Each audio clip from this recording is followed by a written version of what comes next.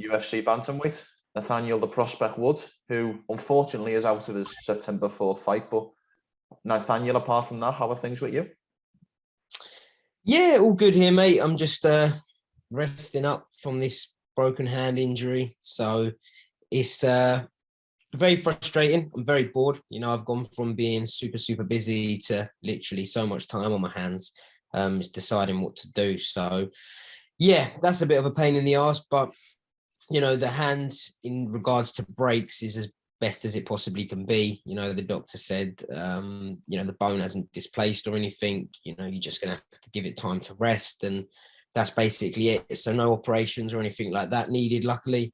So yeah, just trying to rest up, do as much as I can. I've been stretching a lot. I'm doing a lot of spin bike work and just trying to keep in shape because obviously, I like my food as well. So I'm trying not to move up a few divisions whilst I'm injured.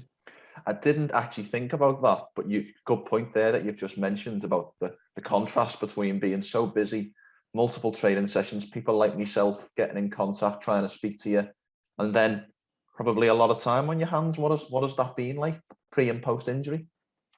I'd say frustrating. Sometimes it's I guess a good thing. I wake up, I think, I've got the day to myself. What can I do? But with a busted hand, there's not much I can do. I'm a very active person, so I can't exactly do much. I can't even go and ride a bike out on the road because it's going to be too much pressure on my hand. I can't go and hop on a jet ski or go-kart or anything like that. So I've been trying to read a lot.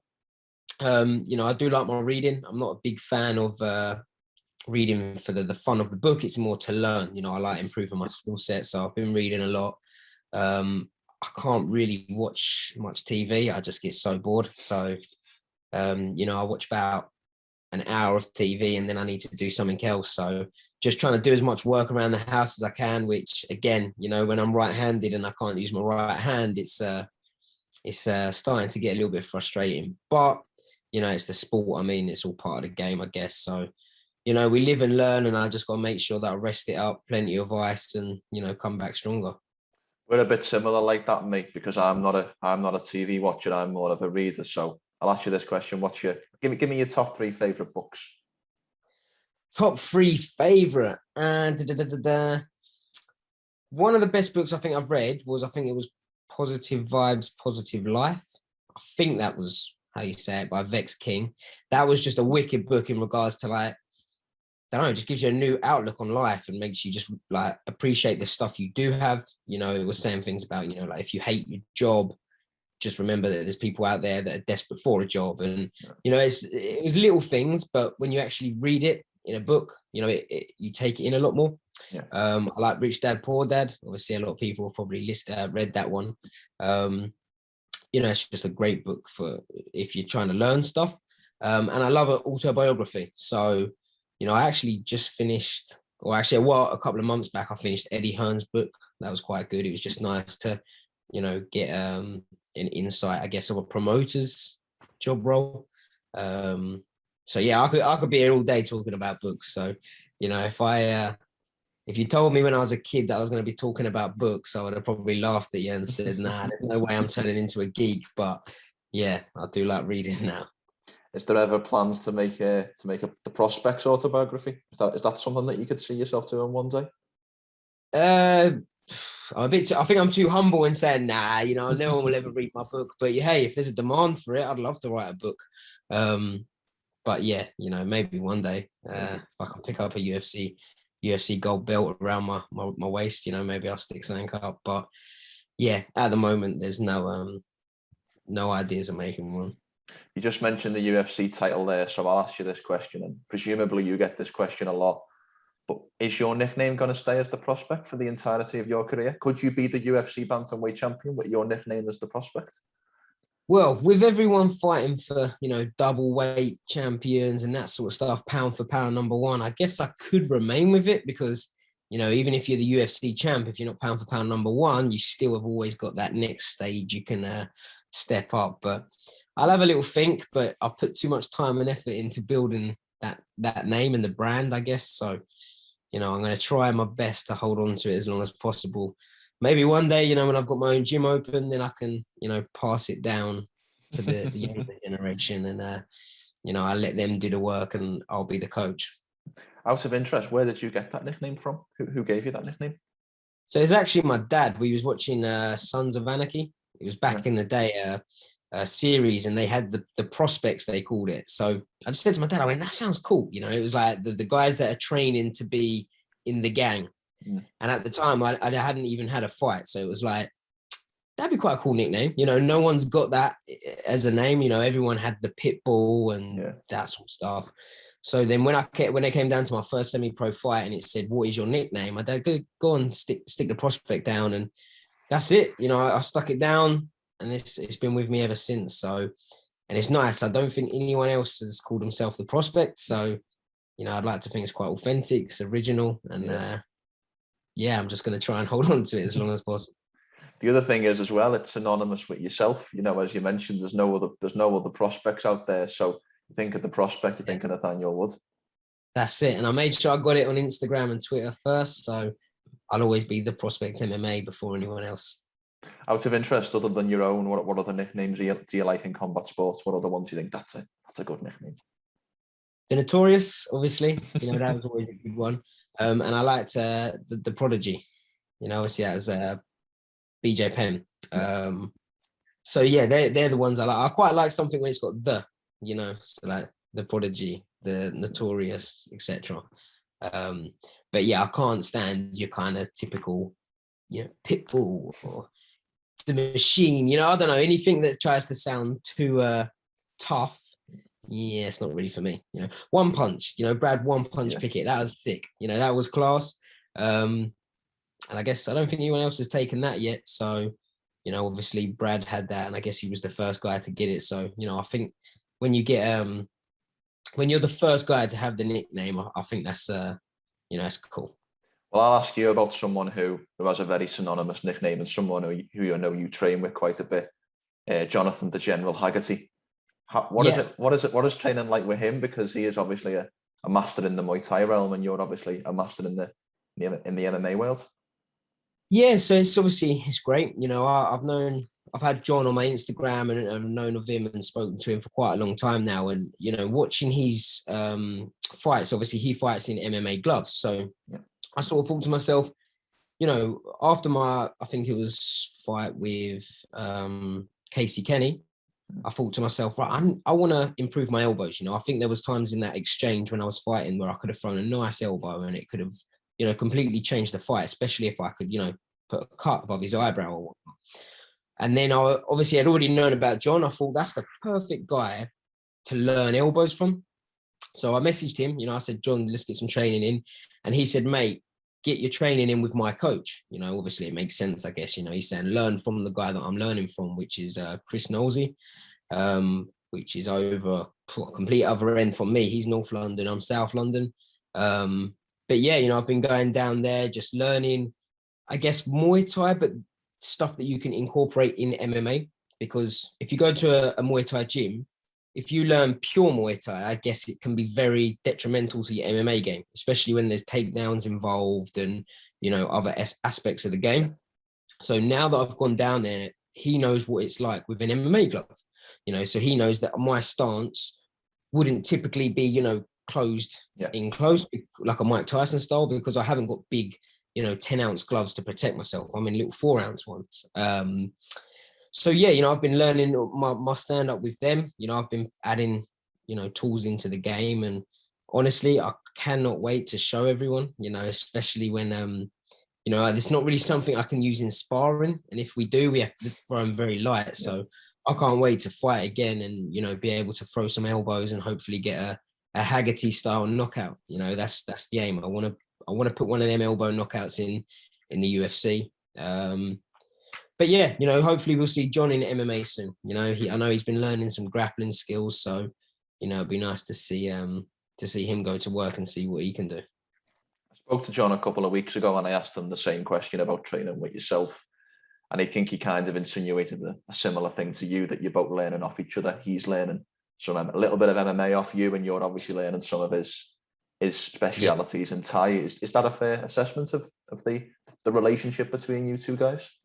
Yeah, I guess, it's so even our stand-up styles are obviously very different. He's kind of a very, I'm going to stand here like a brick wall and you're not going to get past me. Whereas I like to counter a bit more. I like to be on the back foot, moving around and stuff. So, I think if we can both give each other, a little bit of help. But, as I say, mainly my training's coming from his coach, Chris. But I see John down there all the time. And even there's not many people that when I watch hit pads, I kind of sit there and think, I'll just walk past. I think, okay, someone hitting pads. But when John hits the pads, especially with the elbows, I have to sit there and think, man, this kid's good. This kid's special. And, it's nice to see and it's motivating. When I go to the gym and he's there before me hitting pads, I sit there and I look and I'm right, okay, we got stuff to work today, so that's nice. That's always refreshing. And I've said to him that I'm always here. So when he actually is looking at getting in the cage or the octagon, it'd be nice to go and help him with some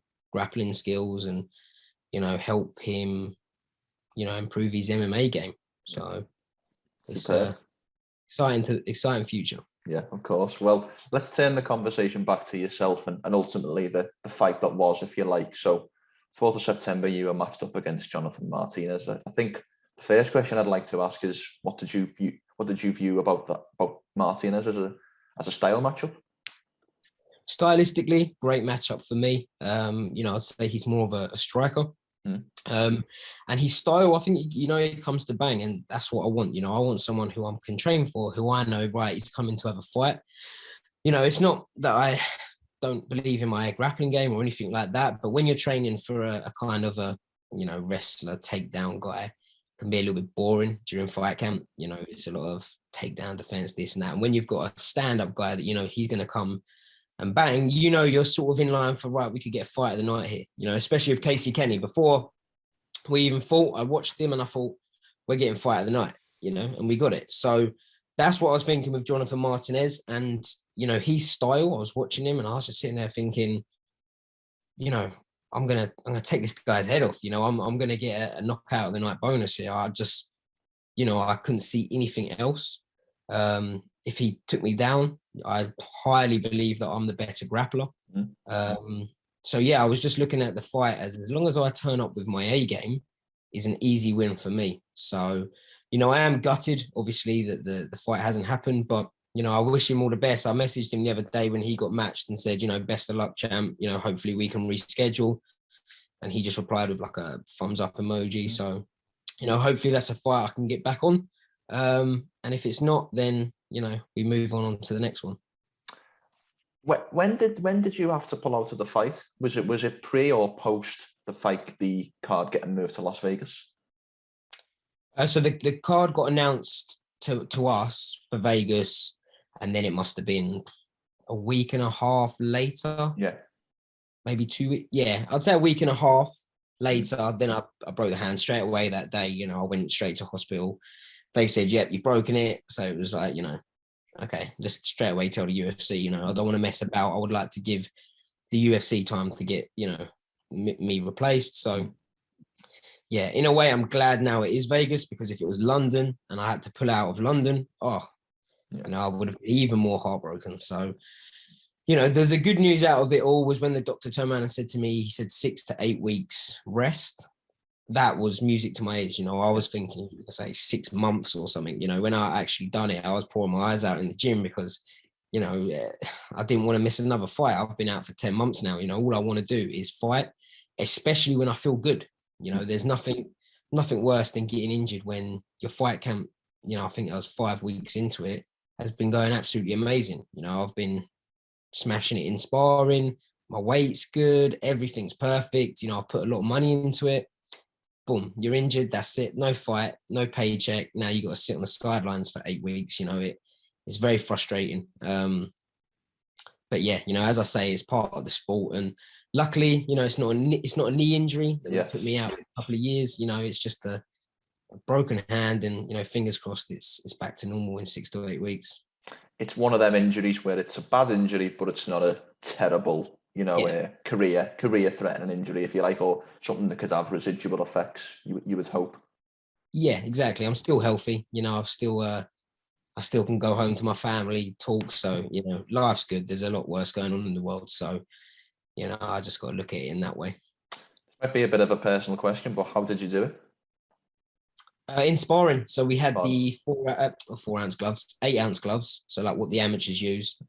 And I just threw an overhand right or a straight right. And my teammate, I think he might have slipped. So I've caught, I think, the top of his head.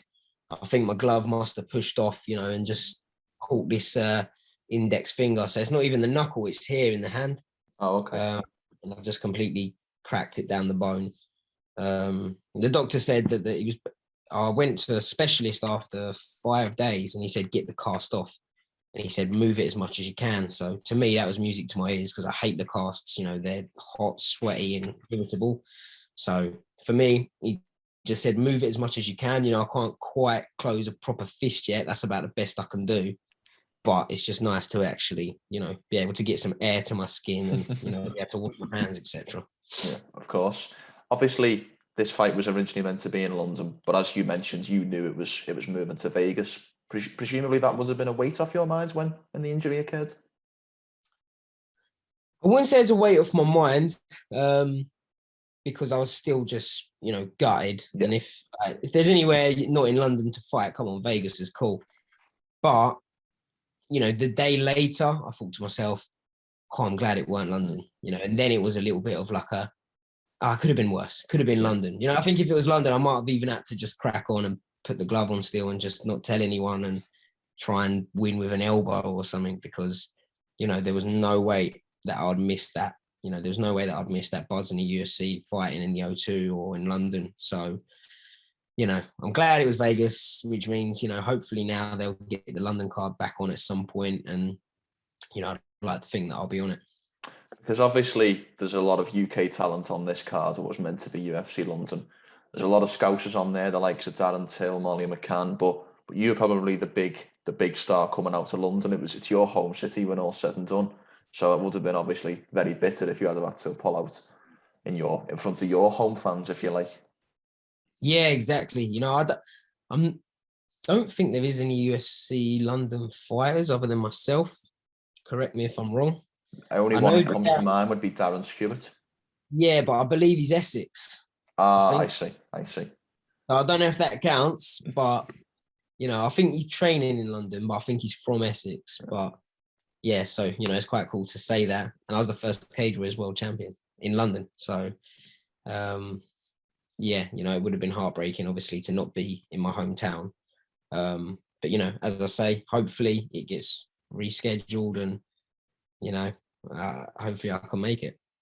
I did read an interview of yours the other day saying that the hope is to get in the cage by the end of the year. Is that still a realistic time frame with the injury? Yeah, for sure. I just looked at it as if I have 8 weeks off, let's say October, I'm good to go. I need a 2-month fight camp. So it's October, November, cool. I'm good to go in December, maybe even the end of November, because like I said, I'm going to go training tonight. I'm going to just get on the spin bike and just keep my weight as low as possible so that when I can, get back in there, I literally, don't have to sit there for 10 weeks trying to lose weight again.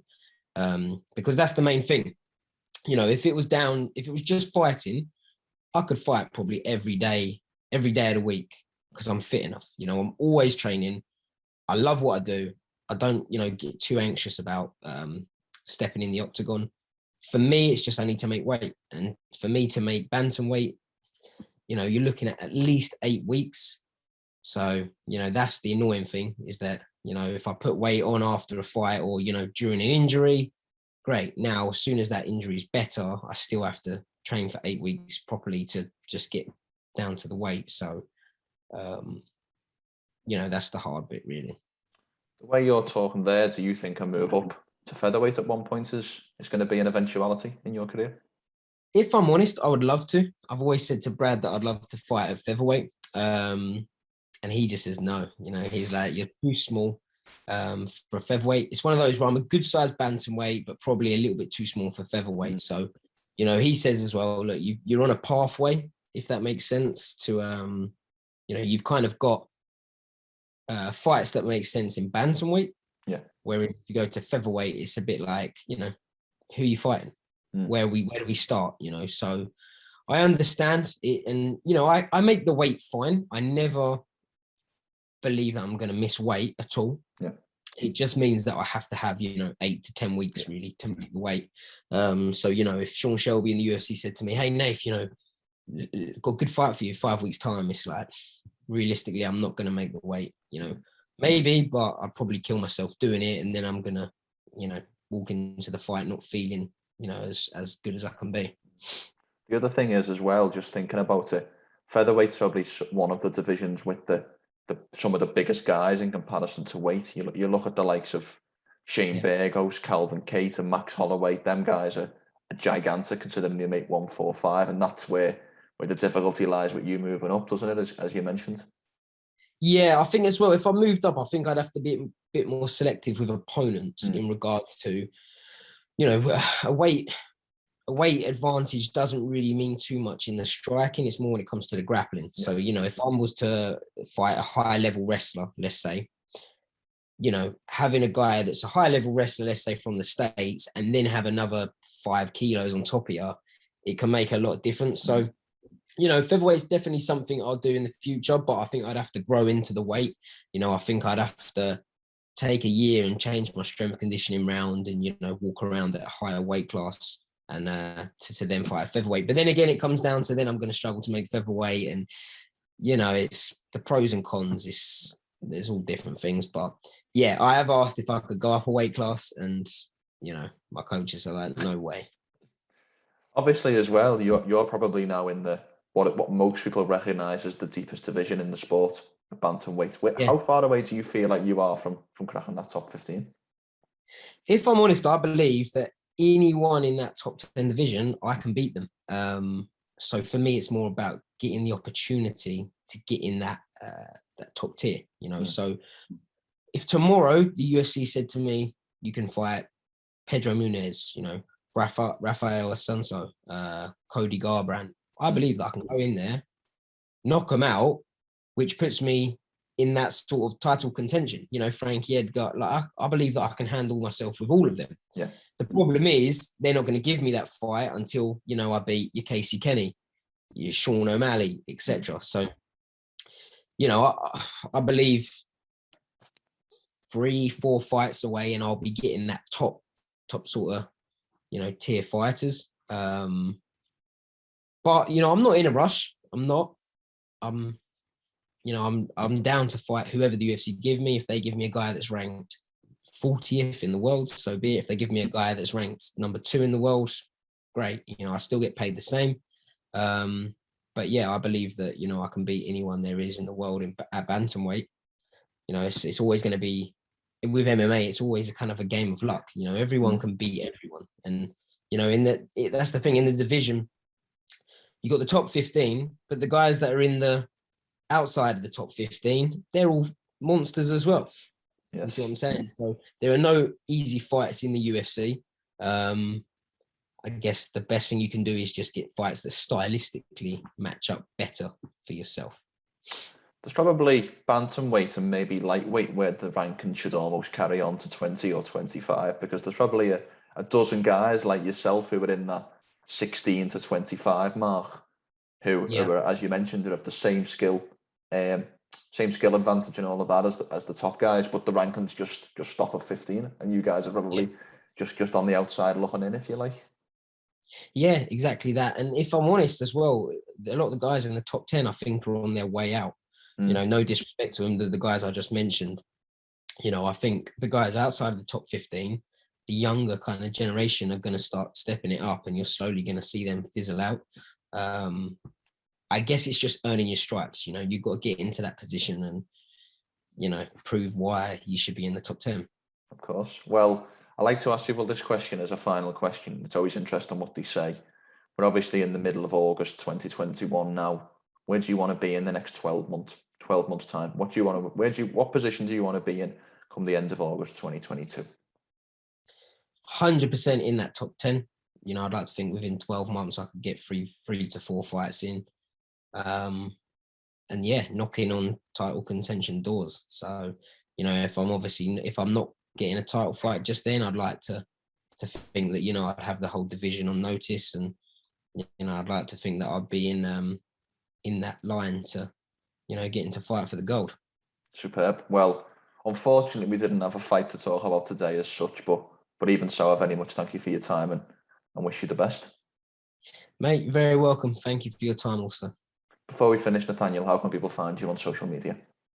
So just at The Prospect MMA on Instagram, Twitter, and TikTok, although I don't really use it too much, but, you know, I've been advised that it's kind of on the upgoing. So, you know, I have made one, but you won't be seeing any dance videos anytime soon.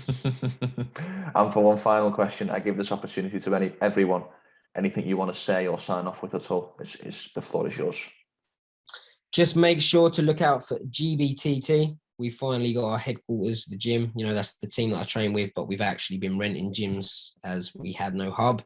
And, you know, I've put something up on my Instagram of a view of the gym. It's going to be probably the biggest, best gym that you'll possibly see in the UK. So make sure to, you know, take notice of that. And come November, it's going to be up and running. And that's a wrap. Thanks for talking to me today, Nathaniel. You're welcome, mate. Thanks for your time.